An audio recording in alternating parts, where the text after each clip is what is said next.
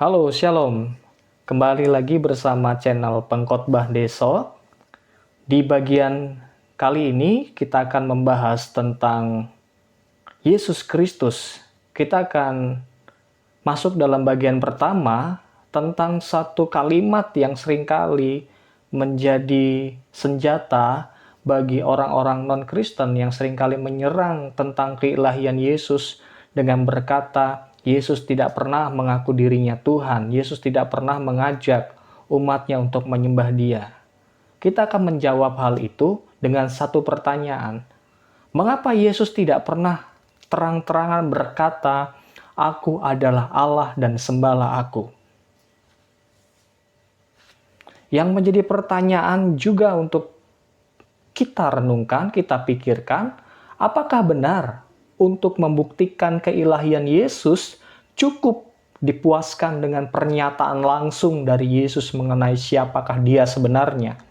Apakah pernyataan seperti itu sebagai syarat mutlak untuk menunjukkan keilahian dari pribadi Yesus atau orang-orang yang mungkin layak untuk disembah? Ketika orang-orang berkata, aku adalah Tuhan, sembahlah aku, apakah hal itu menjadi syarat mutlak untuk menjadi syarat bahwa Dia adalah Tuhan?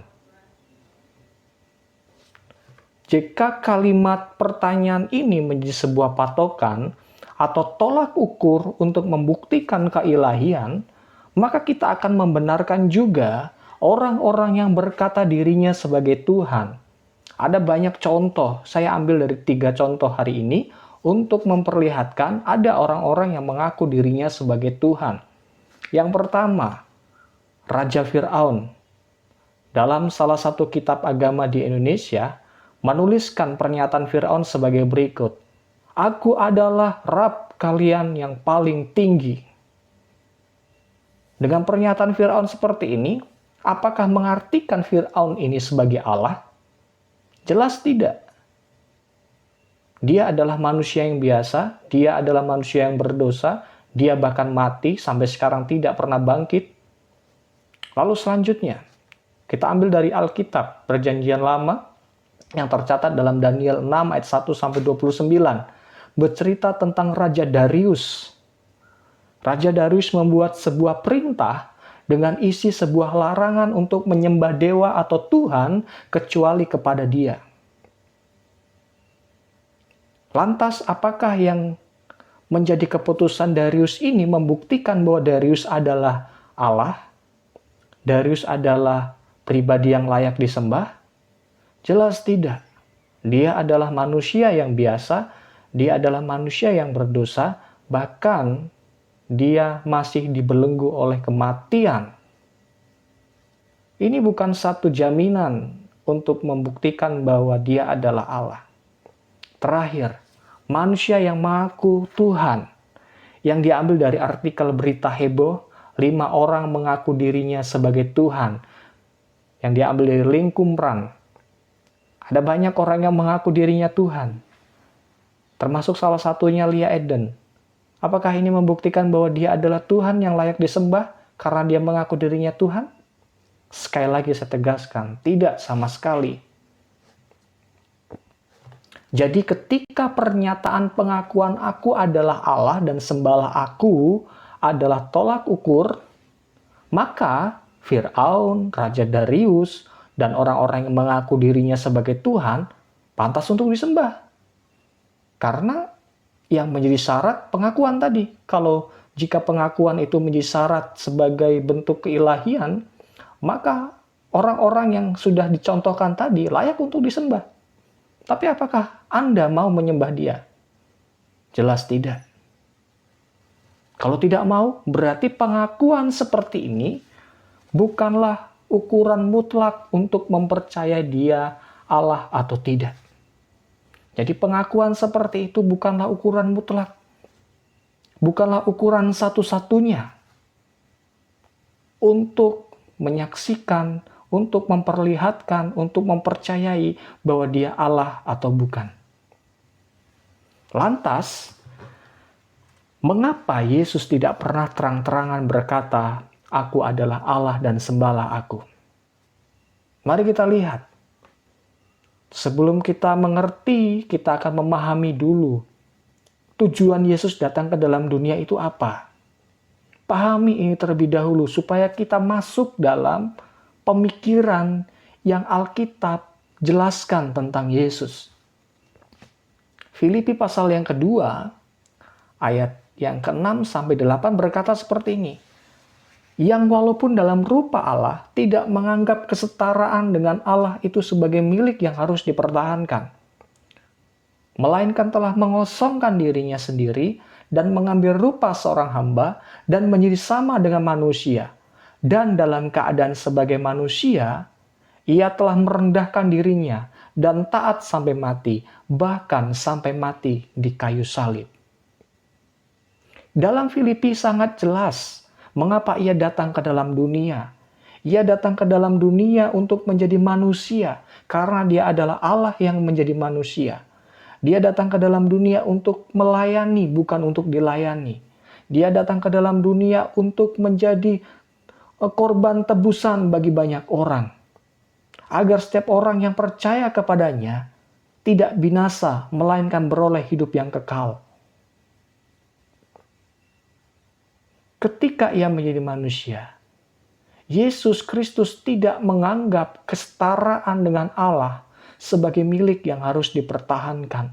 Oleh karena itu dia tidak mengumbar-ngumbar, tidak memproklamasikan secara langsung siapakah dia. Dia hanya memproklamasikan bahwa dia adalah Mesias. Dia adalah sang anak Allah. Orang dia hanya berkata anak Allah saja, dia hampir dibunuh oleh orang-orang Yahudi. Apalagi dia berkata aku adalah Allah. Karena tujuan utamanya bukan hal seperti itu. Tujuan utamanya adalah untuk keselamatan bagi banyak orang. Karena manusia telah terikat oleh dosa. Dan manusia tidak bisa terlepas dari dosa kecuali melalui kurban Yesus Kristus. Melalui anugerah yang dilimpahkan di dalam Yesus Kristus. Sehingga Yesus Kristus datang ke dalam dunia menjadi manusia. Menjadi sama dengan manusia. Inilah yang harus kita renungkan dalam kehidupan kita. Ini sebagai keseriusan Yesus untuk menjadi manusia. Agar ia bisa taat, mati, melayani manusia yang berdosa. Bahkan kematiannya pun bukan untuk selama-lamanya. Dia bangkit pada hari yang ketiga. Oleh karena itu, Yesus tidaklah mengumbar-ngumbar tentang kealahannya secara langsung agar terlaksana apa yang ia katakan di dalam Alkitab. Yaitu apa? Ia datang untuk melayani, bukan untuk dilayani. Dan memberikan nyawanya menjadi tebusan banyak orang. Matius 20 ayat 28. Jadi inilah bentuk kekonsistenannya. Ketika ia mengambil rupa seorang hamba dan menjadi seperti manusia. Untuk itulah dia datang ke dalam dunia. Karena dia adalah Allah yang menjadi manusia. Disinilah yang menjadi perbedaan antara Yesus dan Fir'aun. Yesus dan Darius. Yesus dan orang-orang yang mengaku dirinya sebagai Tuhan. Jika mereka semua adalah orang yang ingin menjadi Allah, namun Yesus adalah Allah yang sungguh-sungguh menjadi manusia. Ia konsisten dengan perkataannya. Dia layak untuk dipercaya karena perkataannya tidak pernah bertentangan dengan kehidupannya ketika ia menjadi manusia. Tujuannya adalah untuk mati di atas kayu salib. Seperti Filipi tadi katakan, dia mengosongkan dirinya. Namun hal ini tidak dapat diartikan sebagai membuang kealahannya. Mengosongkan di sini dapat diartikan bahwa ia menekan keilahiannya untuk memberi ruang kemanusiaannya. Jadi dapat diartikan bahwa Yesus adalah Allah dan manusia. Maka dari itu pahamilah konsep ini. Yesus adalah Allah yang menjadi manusia, bukan manusia yang ingin menjadi Allah, bukan manusia yang berambisi untuk menjadi Allah, untuk disembah. Tetapi dia datang untuk melayani orang-orang yang berdosa, saya dan Anda semuanya, yang telah jatuh di dalam dosa, yang membutuhkan Yesus sebagai juru selamat dalam kehidupannya.